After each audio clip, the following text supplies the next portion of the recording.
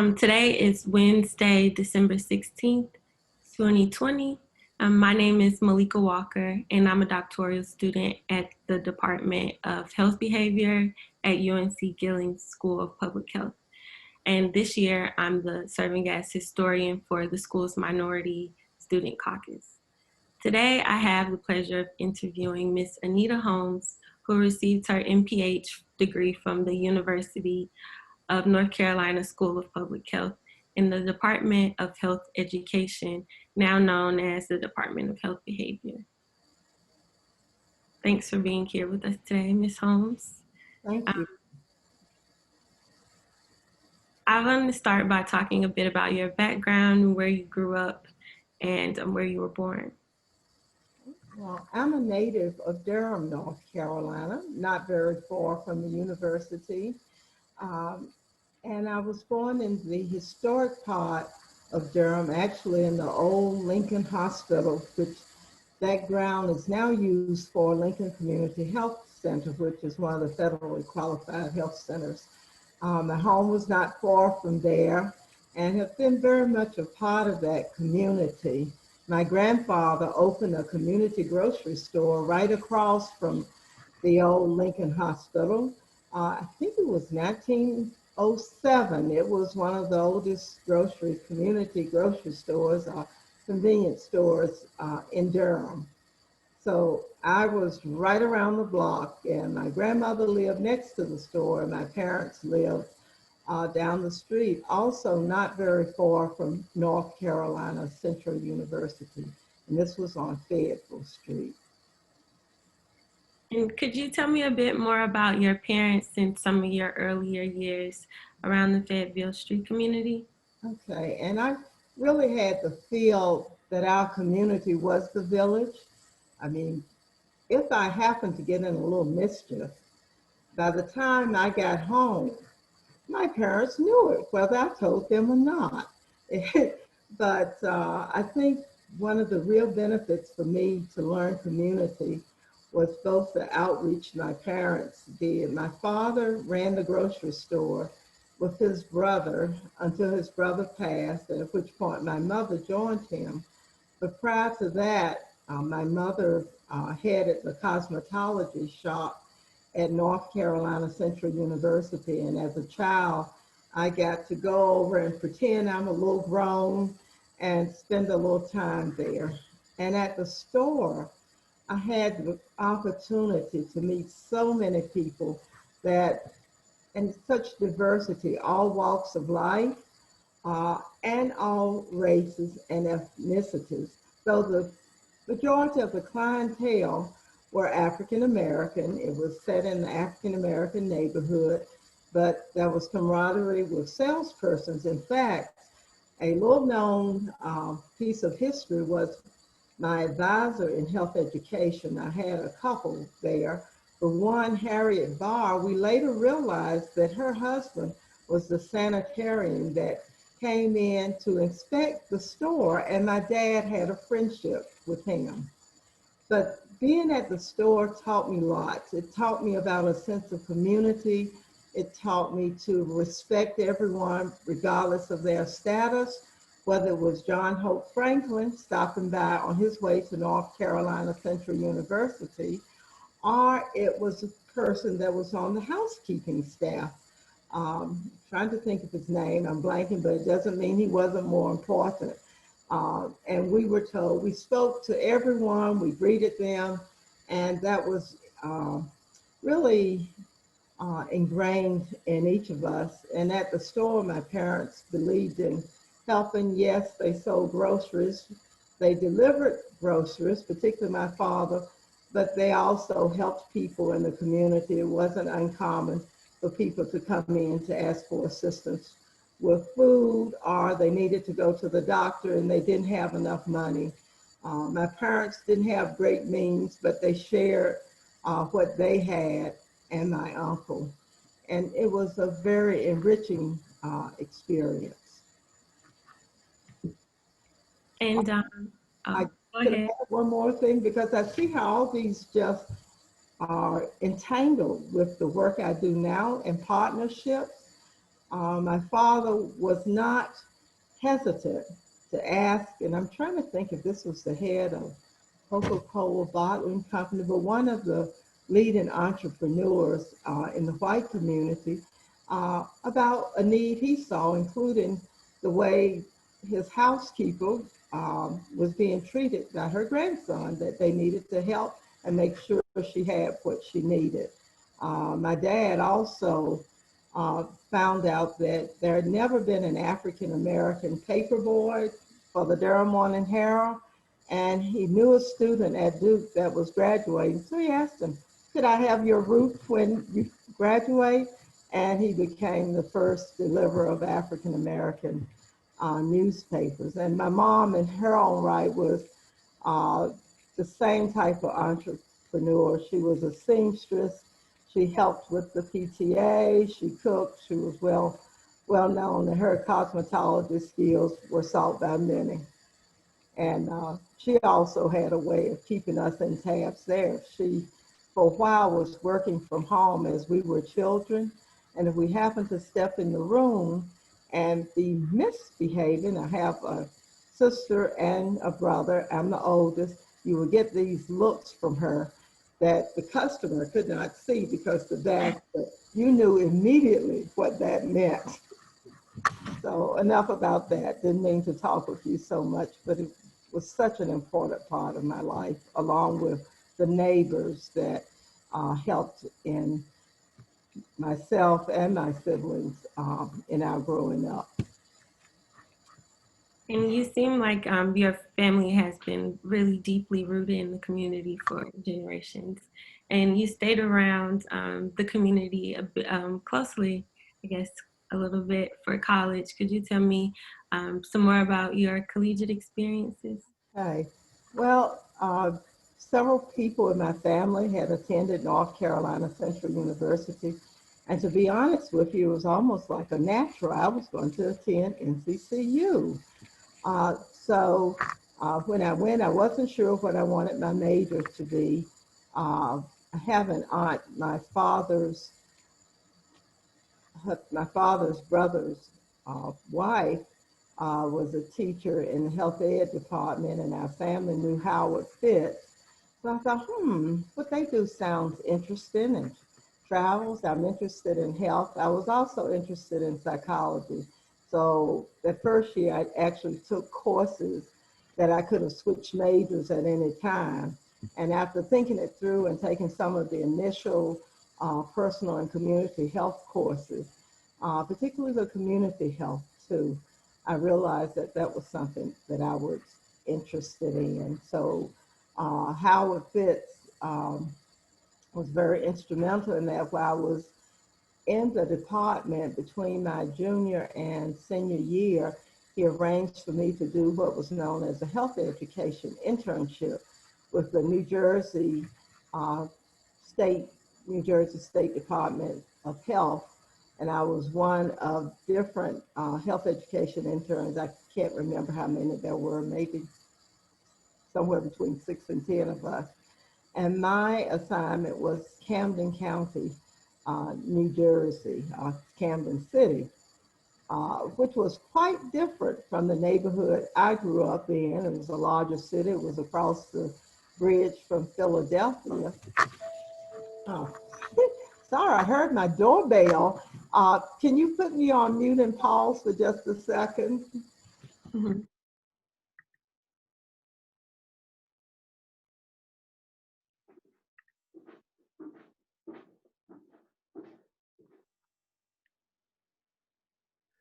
That's an interesting experience. I hadn't expected that. Yeah. We might be able to have the video edited to have this section sliced out, so you Mhm. can just kind of pick it up, and looks great. And are we okay, like, on the timing of the questions so far? I think it's fine. I mean, it might be a little long at the end because we want to hear about the caucus, but depends on what your time is. I don't know. I don't have a hard stopping. I don't either. I was gonna vote today. I'm in Georgia right now. They have, Oh, but they don't close until 7, so maybe just before 5 is what? fine. You're in Georgia now? Yeah, I'm in Georgia. For I didn't realize. I just assumed you were here. Of course. yeah. Well, we Okay, want you to be able to vote. I am so sorry. That was disconcerting. I could hear a door, and the FedEx had put the package between the storm door and the door, so I knew somebody had opened the door, and I was afraid the alarm was going to go off too. So I apologize. That's okay. I think we can probably edit out the section. Okay, and feel free to edit out some more. Well, I don't edit, so we'll have to find somebody who's willing to do it for us. I'm I've sorry. never learned editing. I'll use more brevity.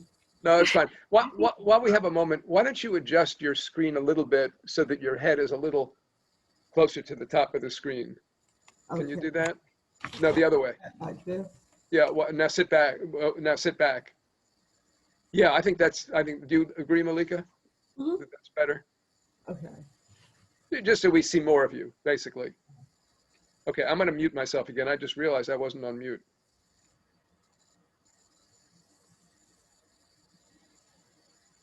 Um, okay, well, I think we were moving on to the second question. So, um, how did you, after undergrad, you transition to a graduate program eventually at UNC? What was your first encounter with public health or UNC? Well, my first encounter was actually, I was feeling, of course, somewhat anxious as a new student, and I went over to for check into the dormitory, and I did not have housing. And that was actually very disappointing. It turned out fine. I was moved to one dorm room. That didn't work, and I was moved to another. And I must admit, being new and being African American, I just didn't feel a sense of welcome and warmth at that point. But it may have been just my sensitivity because this was going to be such a big moment. But I shared with them when they found the room, let me know. But when I went to the School of Public Health, um, it was my first time on campus. Well, no, I may have gone to finish up something on my application. And I don't remember the first encounters in terms of classes. I remember Guy Stewart was always supportive. I had Leonard Dawson for my field advisor. There was a faculty member named Walker who started off as my advisor. And I had Harry Phillips in the comprehensive health planning program that I participated in, which was in health administration. And they were all very welcoming. And John Hatch was there. He was working on his doctorate. And one of my classmates, Sadie Graham, from college, we were both in health education, and Thornton Haynes, we called him TB Haynes, was there. And that really helped. And shortly after that, I started intermingling with other students with the Black Health Caucus, but we had about half of the students in health education were international, and all of us were, regardless of race and ethnicity, we really related to each other and developed friendships and would have what we call international dinners, which included American food as well as other dishes. It was more like a world dinner, and that was great for socialization as well as support. And what first led you to want to apply to UNC or Gillings? I think having done that internship in health education in New Jersey, and it was almost a natural that I had decided I really wanted to seek a graduate degree. My minor had been biology and education, but it was very difficult to find a job teaching in just the health courses. And I had decided that I needed a graduate degree to move my career forward. And if I found funding, then I would go to grad school. If I did not, I would work a while, then go. And I think how it fits, as I recall, this has been a long time ago, facilitated my getting the application and getting enrolled. And how it fits had been in the class, several of the faculty at UNC, I think, had been in the class that Lucy Morgan, who used to be, I think she was chair of health education at UNC, developed a relationship with the founder of North Carolina Central, and she would come over and teach some of the teach African American students in a master's in the science of health. It was a master's of science degree. I forget the exact title. So I think all of that and several people that some of the graduates would know were involved with that, like Margaret Pollard and Mildred Page. I think Mary Hawkins that were active at Central. And could you tell me a bit about when you enrolled in the school, the like month or year, and how it was to be a student during that time? I think it was uh, probably August, because school year started August, and that was August of 1970. And I finished Central in 1970. So I went right to the school. It was, I think someone has asked me before, how did I feel? Was I conscious of being a minority? Um, and I was. It was fine at the school. I think the department didn't feel as isolated, but the school as a whole seemed a little bit more isolated. You were conscious of your color. Um, I guess there was 3% enrollment of African American students within the entire school when I was there. And that was one of the factors that triggered the other students to request an increased enrollment of African American students, not just the students, but a presence there, whether it was faculty, students, et cetera. But, you know, I felt supported by Harry Phillips. I developed my field work.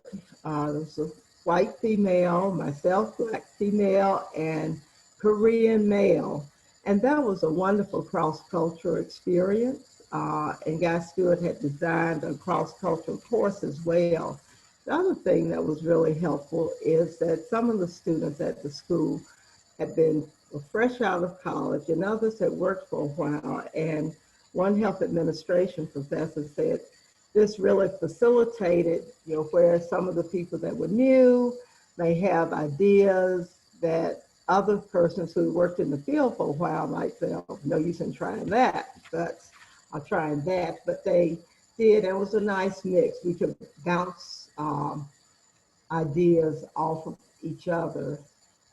But there were two courses, epidemiology and biostatistics. And I remember as students, several of us, particularly after the biostatistics course, would sometimes feel somewhat down because we were getting all this data thrown at us about African Americans having the worst of this particular disease, the worst of that particular illness, without us, you know, also thinking about, we did think about, well, that's all the more need, we need all the more need for more African Americans in the public health field to work as well as to influence policy and health conditions. We didn't call it social drivers of health then, or social determinants of health. But I also remember Public Health 100, and one of our readings were by Saul Alinsky, and I was just really taken with his degree of radicalness and change agent. And I think that's something that really stood out about my experience at UNC, which was supported by the department, is the idea of being a change agent. And when you see things that aren't the way you feel they should be, what can you do to ignite some spark to make change happen. And during your time, you just briefly touched on some of the work that you did, but what were your primary activities or projects in this like field work that you were undertaking? Very soon after my enrollment, and I think I mentioned to you, John Hatch was working on his doctoral degree, and Guy Stewart had actually assigned him, well, he assigned the three of us, myself, Sadie, and TB, the three African Americans within the department that I'm aware of now, unless someone was working on their doctorate and they were there during that time, but in 1970, 71. He asked us to develop a minority health course, and John would serve as the lead, and we worked with him, and we periodically talked with Guy Stewart about it, and that was an educational experience as well as very great learning experience and a chance to work in partnership with colleagues. I remember one of the critical factors, and I'll mention my field work in a minute, but John Hatch had invited students over to his house for dinner, and these were all the African American students in the department. He said he wanted to have a picnic for us, and we were all ready for some home cooked food, though I commuted from home.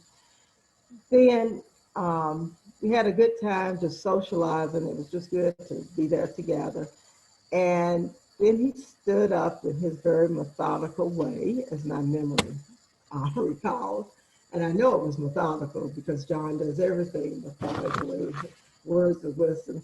And he said he thought it would be a good idea for us to get together and spend some time together and socialize, and that it was so critical that we figure ways, talk about how we could be supportive to one another, and probably more than talk about it, act on how we could be supportive. And he mentioned how he had been supported at the school. I think Jim Bernstein was one of the persons he mentioned. I'm sure there were others, but that had meant so much to him. And perhaps we could look at how we could establish a support system.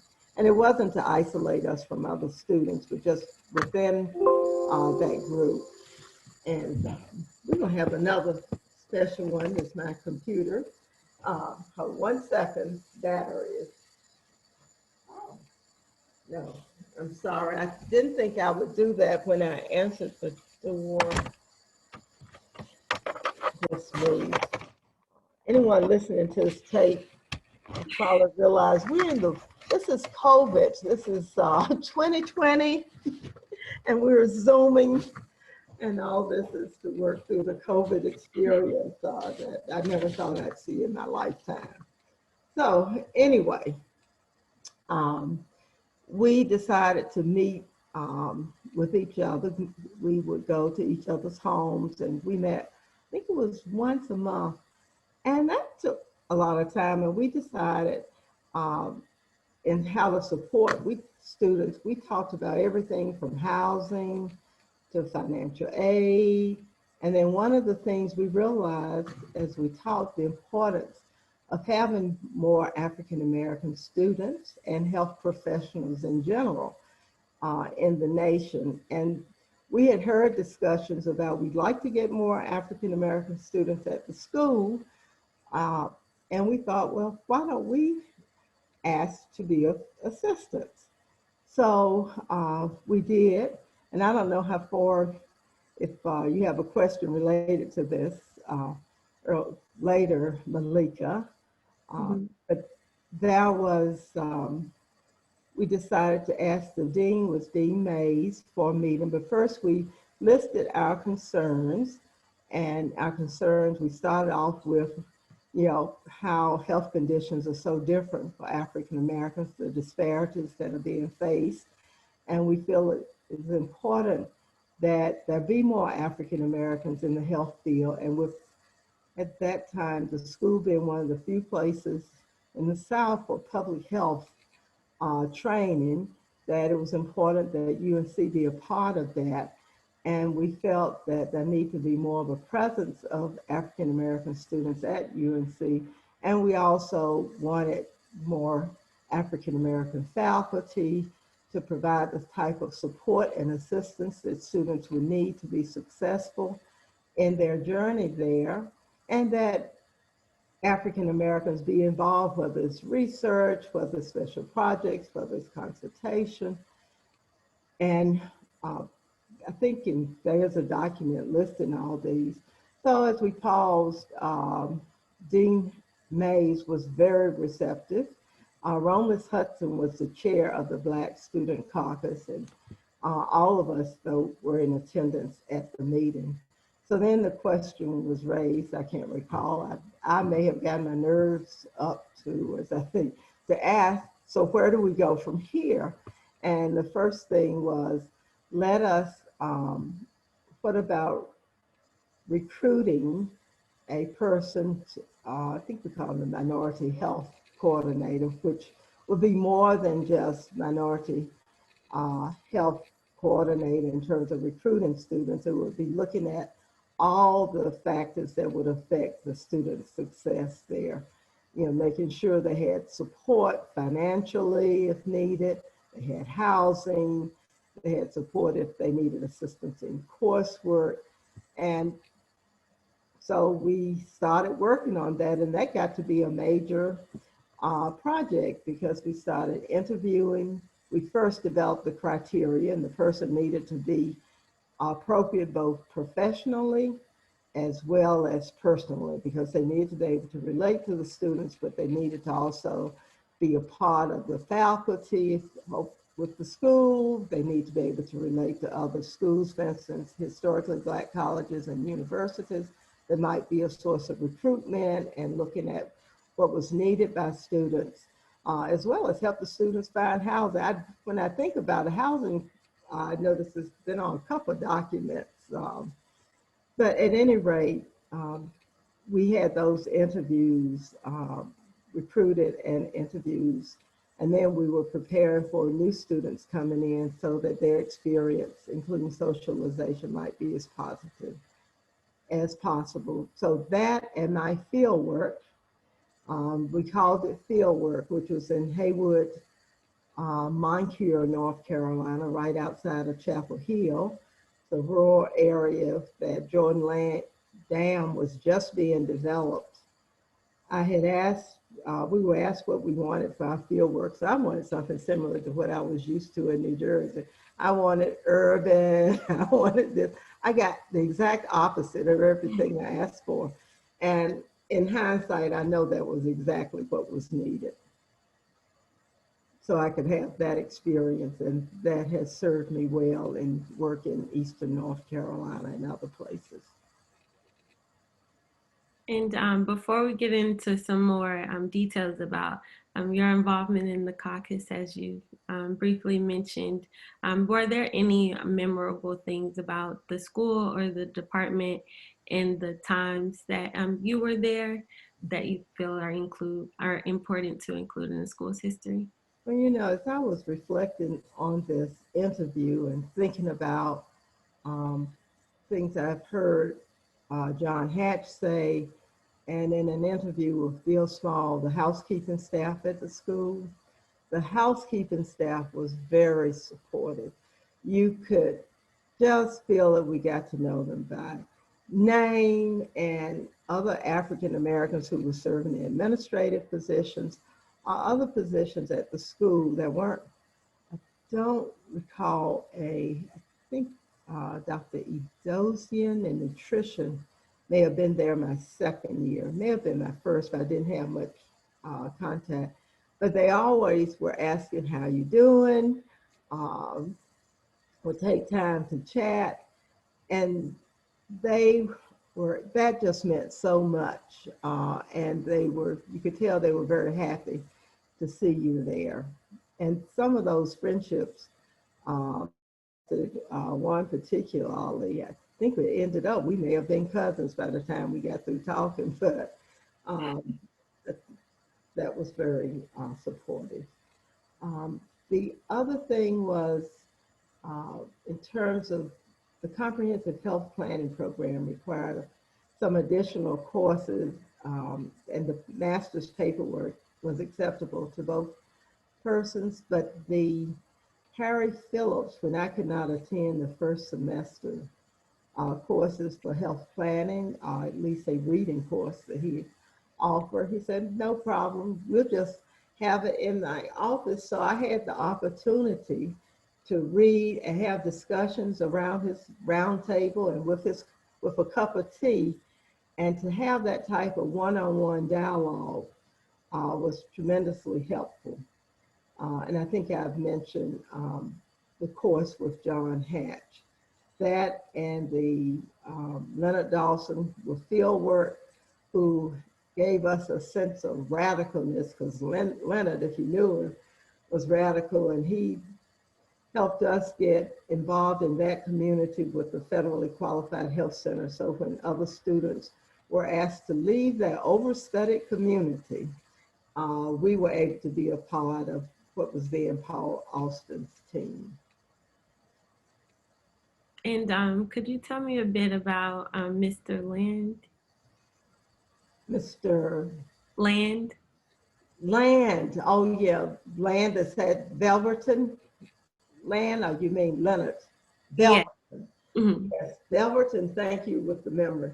I remember Velverton had a smile that I don't care what you were going through, you could not keep a smile off your face.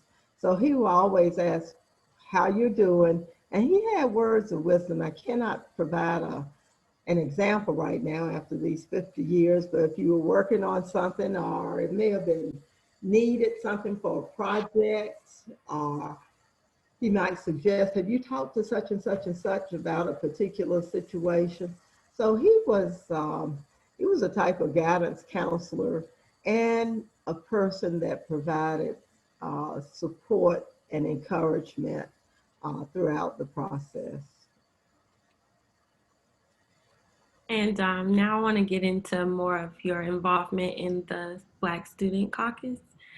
So you mentioned him a lot throughout the interview, but could you tell me a bit more about how you met John Hatch? What was your first encounter with him? Okay, the first encounter was when I met him as a doctoral student within the Department of Health Education. And because we were working on the course together and just his nature of being supportive, we started having discussions. I found I never had a course under him, but I learned a lot from him, both from developing that curriculum for the other course, as well as his approach to, if I had an assignment and I just wanted some thoughts on it, not as a formal tutor, he was always there. I remember his office, as you go in there, and these piles of books on his desk, and anyone that's been in there or door. And that just reflected, he was so wise on everything that we would encounter. It looked like he just had all this wisdom. And he was the person that I think provided a lot of balance to with the Black Student Caucus. He had worked for several years in various positions, including the Mississippi Project, Tufts, and he helped us. He would, in his methodical way, well, have you considered blah, blah, blah, and maybe we should take this approach. And so he was a go-to person. And in fact, he became not just he was a friend, he became a colleague, because after I completed School of Public Health, as I was seeking to find ways to do things that were innovative and different, if I think the usual method wasn't working or needed changing, he would always be there to provide advice. And we actually worked on a couple of projects together and still do. Don't know when this will happen. And one of the highlights of my career was, once I retired, to be able to work with the Faith Health Division. And John is the first person who introduced me to the utilization, the connection of faith and health in terms of accomplishing health goals. to tie those two leaderships together to coordinate an annual lecture called the John W. Hatch Faith Health Lecture. I'm glad that that was turned into a lifelong relationship for you. And you mentioned like the picnic at his house to gather Black students and just support each other. When did the mission of this group shift from like a social group supporting one another to being forming the caucus? Uh, I'm trying to think if we actually had a time we said we are now the caucus, but probably that well, it was shortly thereafter because we quickly decided. I mean, it was always a chance to get together and meet, but we always had minutes. We had a chairperson, Romulus Hudson. I remember Walter Isaacs was secretary for a while, and we had goals. So this is the meeting with the dean was one of the steps to achieve our goal of increasing the number of African American students. We had wanted to see 20 go from 3%, I think, that first year I was there. I understand it may have been higher before, maybe 15%, and I'd have to look these records up, but to 25% by 1975. And I think when Bill Small came, we looked at an intermediate goal, 15%, and Bill Small achieved. I remember he overachieved. And I think interviewing him and hearing his plans for how he felt the goals could be accomplished and his acceptance by the school, and then later his engagement with students to form the Minority Health Conference were one of the highlights of some of those goals, which I see as not only providing education for students, for community, for the health field. Um, I just delighted in seeing, not that I was doing the work, it didn't start while I was there, but just to see the progress that has been made. And I look forward to it every year that I can make it, which has been most, to be there and here. And it's like a reunion with other students. The other thing it did, we also considered this important in networking, and networking is so important in finding jobs and opportunities for collaboration. So particularly some of the students that were in the area, we continued to collaborate. We felt it was important that students coming through the school, we also developed that type of networking system. Something I haven't mentioned, but I think it's important to my connection to the school was I've had student interns to work with me, which was a great experience. For a while, I was an adjunct professor of adjunct. I don't think it was called professor. You didn't have that ranking, but an adjunct for health education. And that was a delight, and had served on the years ago on the advisory committee for the department, and years ago on the steering committee for the public health, what was it called, Alumni Association. I did forget to mention I was one of the persons on the search committee for the coordinator for minority health. I think it was myself, TB, and I'm blanking on the third person, but the entire caucus was involved, but we each had our specific assignments. As a matter of fact, that kept us real between schoolwork and our work on the caucus. But I consider the caucus as one of my great educational experiences while at the school, even though we didn't get a grade for it. You just mentioned helping to recruit or being on the recruitment committee with your fellow students. I assume for your role in bringing on Dean Will Smalls. And could you tell me a bit about what you were looking for as a committee for this position before interviewing him and bringing him on, or helping to bring him on? Okay.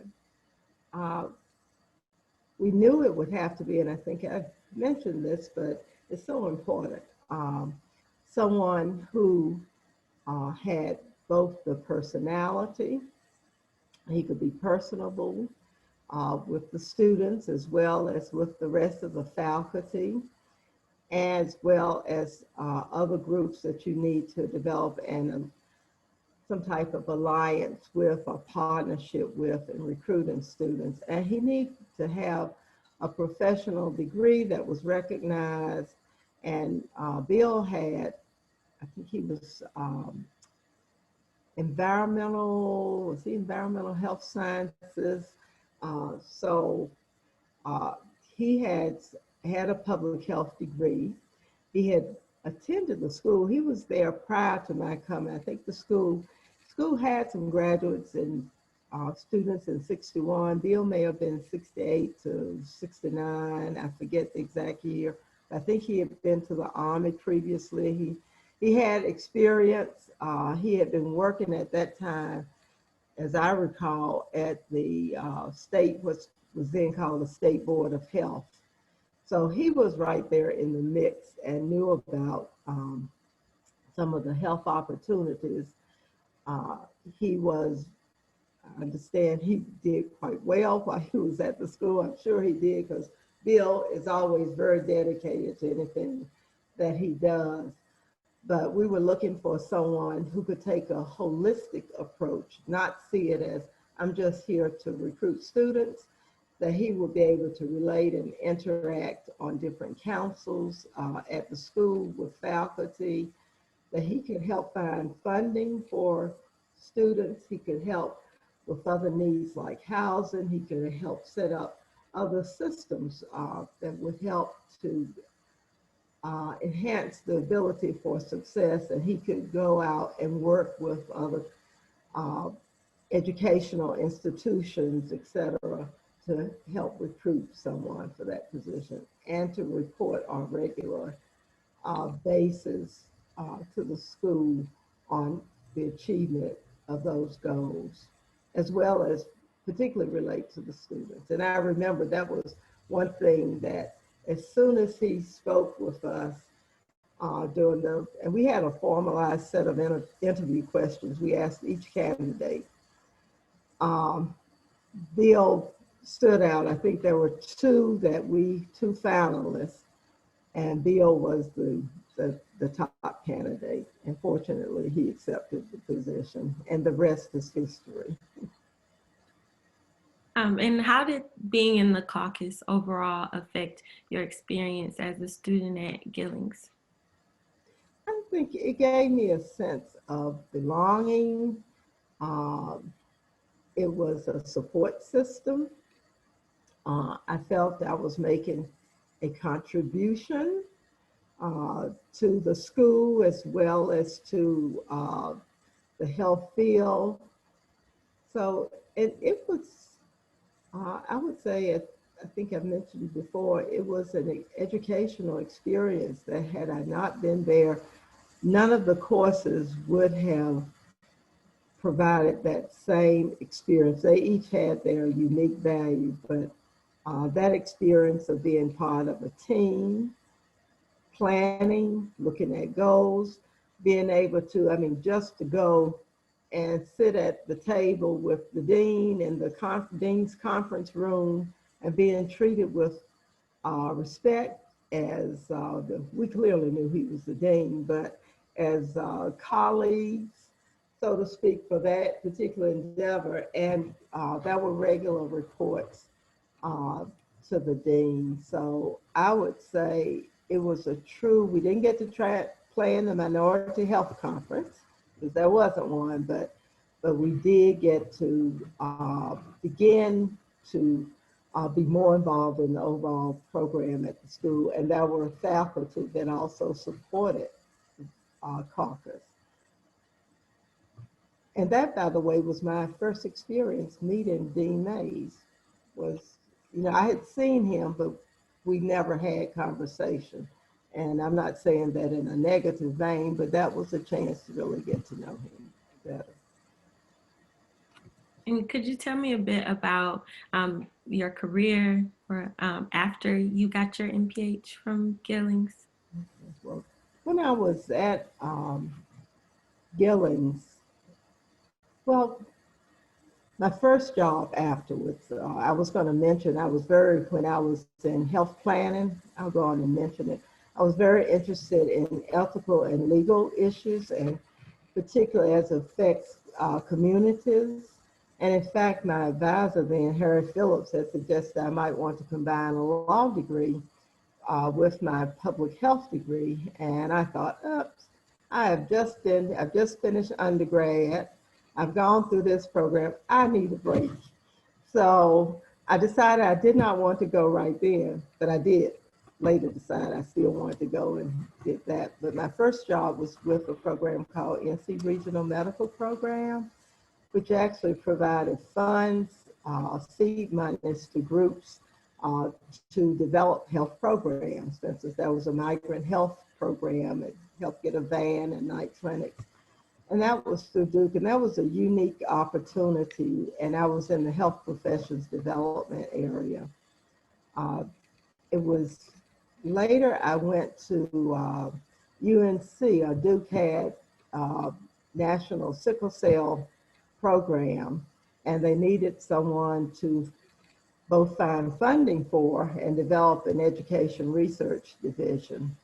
It was the NIH grant, and I was able to go in, and I started the first sickle cell education lay health providers program. You hear John Hatch's name on lay health, so that influence of community health workers, and that's what they were called then. It was during that experience I decided to go to the evening program for law at North Carolina Central University to combine the health and law. In the evening program, people had different majors: chemistry, nursing, it could be real estate, but you had to have another profession, and you go in the evening, you go longer.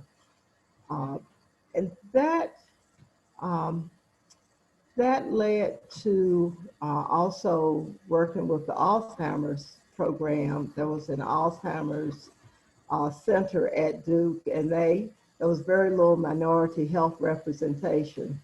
And I worked with Norm Anderson with the program on health behavior at age, and Norm was about to leave, unbeknownst to either one of us, to go to NIH, but one of his partnerships had been with Alan Roses, who headed that program. So I started the statewide, I think it was African American Outreach Program. And that, if it ended, it just ended a year or two ago with changed personnel, and the sickle cell program lasted. And I attribute all that to the community folks and engaging community and empowering those groups you're working with, so it's not dependent on staff. I took a little different turn. Matter of fact, Howard Fitz had asked me, would I apply for the director of a healthcare purchasing alliance that was funded by the state nonprofit to help small businesses and self-employed individuals find insurance, groups of 10 and under with health, and regardless of whether you had a health condition. And that seemed exciting. I've been in the area. My mother's parents were in business for themselves. They were in carpentry and building. And my dad's family, I knew how much health insurance meant to them, so it resonated with me. And I took that position and stayed there. We were one of 6 regions, and later we were part of a statewide region. And I didn't sell insurance, but I got my insurance license just because I thought I needed that for my credibility. We had an agent that worked there and worked with licensed agents to sell, whether it was Blue Cross Blue Shield or Nationwide, I forget the carriers. And then Faith Health, John Hatch appeared on the scene, and he asked me about considering a position with General Baptist State Convention directing their Health and Human Services program. And that everything just kind of felt different. I went to that program. I had consulted with them before at John's request because John had involved me at a meeting on May 1st, 1990 to look at the next decade for the health program at General Baptist. And I think I started May 1st, 2000. But I worked there for a while. And then health insurance, we didn't have coverage like we have now. So I still enjoyed working with GBSC, thought it was meaningful, figured I could still help in some way there, you know, volunteer, consult. But I took a position which I was asked to apply for after presenting on a General Baptist State Convention program. So I headed the program, the Heart Disease and Stroke Prevention Branch, and a part of that, I served as Executive Director of a legislative task force on heart disease and stroke, which, you know, resonated with me and my policy background too, and we were able to be engaged with the smoke-free laws in North Carolina. The person I answered to, the legislator, William Purcell, was very active in that and would partner with tobacco and other groups, and also to develop a statewide stroke system of care for North Carolina, looking at prevention to rehab. And I later retired from that position and started back with Faith Health, working with the Faith Health program under Gary Gunderson out of Wake Forest, and I do consulting work there. And that's the John Hatch lecture. And that part of the enticement of that was the ability to go back and work with some of the churches. And I knew how effective those programs could be. But I enjoyed everywhere I worked, and they all just kind of dominoed to the next. And as I say, I was able to have student interns in some of those positions. That's great to hear. Thinking back on your experience over the years and what you've learned, could you share your visions for the future of the Minority Student Caucus? I will hope. I love the way it has expanded.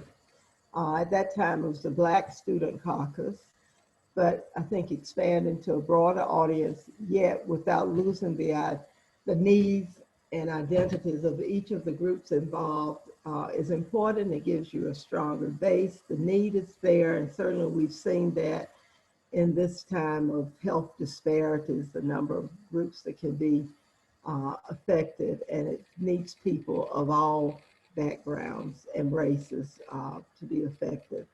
I would like to see the conference continue to grow. I'd like to see a presence for that, and I haven't been as closely involved to know what those meetings are like, but I will hope that in addition to the conference, it'd be helpful as time permits to have a group that's consciously looking, as we did with annual goals in support of faculty and other partners, at the status of minority health concerns from a community, but also some of the same things that were raised when we were there: the number of students, the number of faculty, the involvement in research. One of the areas that was mentioned was, how do you work with, when we were there, in terms of training programs on how you work with communities of color? And I know some of the principles are the same, but enhancing those experiences, because there is also a nuance of how you work these programs and develop relationships with community, for those people that are interested in community, but also looking at the policy. So in other words, a kind of a conscious raising group, and I think maintaining connection with the school. I've been offered an opportunity recently, and Jeffrey Sims at the school, to get involved with a group to develop, to co-chair, looking at minority, I guess it's not the, looking at the minority council, it doesn't have a name yet actually, but look at minority involvement of alumni, I guess minority alumni, and where we are. And I think reaching out, because I know I also uh, have not been as active as I had been by far in the past, and it'd be nice to be engaged then. And I think Vic Schonbach uh, has contributed so much in both his engagement and keeping the history alive and involving uh, many of us in this work. So I think the importance of groups like that and what happens with the group, I think Stephanie Baker, a graduate, I haven't met Stephanie in person, will be a part of that group. And so I look forward to seeing where we go from here, and whatever contribution I can make to keeping that alive. And could you talk about if do you see a role at all for the alumni organization to be formed? I think that group I mentioned, I think there's a need, and it's interesting. As I've looked at some historical documents, I've reached out to some classmates that I found with Vic's help in historical documents. And everyone that I can find, those of us that are still around, have been very receptive to the idea of meeting. Um, and I think that it's nice for students to connect to people from the quote past, and it keeps us active. And I think it can also be a networking source. I mean, I'm not fully employed as I had been in previous years, but even knowing connections for employment, opportunities, experiences, I think there's a need there, and I think that alumni, and I think it'll be interesting a year or maybe even 6 months from now to see what people feel would be appropriate. And I think it's important to hear from the students that have currently engaged what they would like to see, like what would have been helpful to you from people who were part of some of those earlier years, and how could alumni help you as you're leaving, having this wonderful achievement with your doctorate degree, and that hopefully you will then be a part of that group of alumni. Mhm. And I think that you all have been helpful by just like, I guess, resisting and asking for more always, and organizing with each other.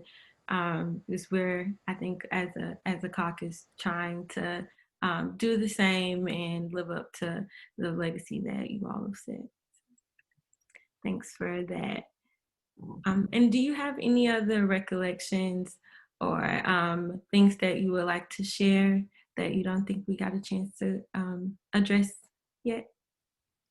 I'm sure there's something I've missed, and I just take it too long. But I think we covered most of the areas that I'm interested in. I'm glad to see. I think thanks to the school for supporting the minority, for having supported the Minority Health Caucus then, or what was then the Black Health Caucus, the Minority Health Caucus, and also the Minority Health Conference. And I have been delighted at some of the topics that have been covered that have not always, some of which could be seen by some groups as potentially, I don't want to say controversial, but I do remember one that, broaching the hard subject and taking them on, and being open and willing to listen and work with students and members of communities. So I show appreciation for that. And I did mention health education as having also provided me the opportunity to indeed be a change agent. to state, as with one course, if something wasn't meeting our need, many courses did, by the way, but to be able to feel that you had a voice and a part in your destiny and shaping what you felt is needed to provide you the background and training and support to have the best experience and most helpful experience for the future. Well, I just want to thank you again for being here today. On behalf of the Minority Student Caucus and myself personally, I'm really glad that you could take some time and Vic was able to facilitate in us setting this up.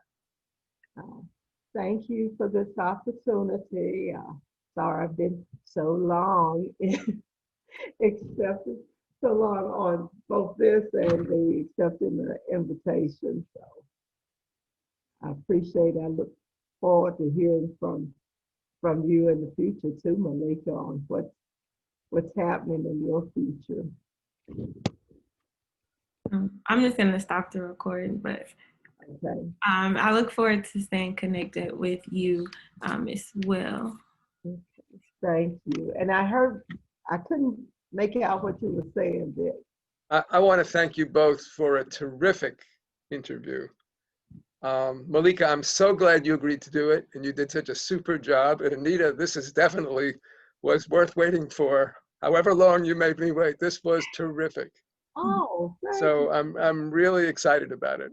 Oh, I was concerned. Did I go too far with my background, my parents, and all no, I thought that was all fascinating. Oh, okay. Because I realized when Maleka asked me, when you asked me yesterday, I was going, blank, my childhood.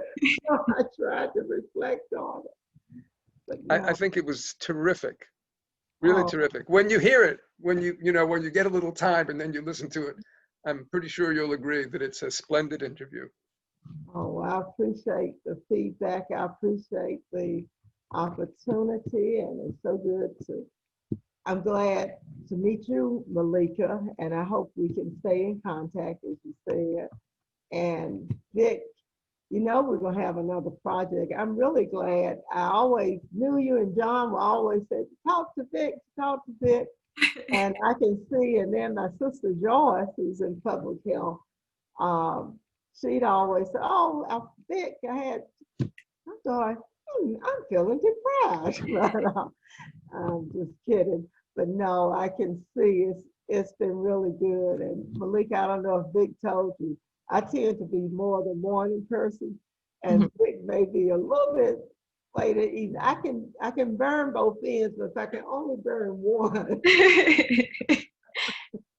So it's been fun. So what are your plans, Maleka? Like after grad. Now, do you graduate this semester? Or? I don't graduate for a while. My expected is like 2024, 5. And so I'll be around at Gillings for a while. You mentioned Stephanie Baker. I'm actually working with her on the COVID in minority communities project right now. Exciting. So I just met her this month, but she's really been a really nice boss so far, and I've learned a lot working with her. Oh, good. I'm looking forward. I have not met her. We, in the email said, yes, we're looking forward to working together because we're supposed to co-chair.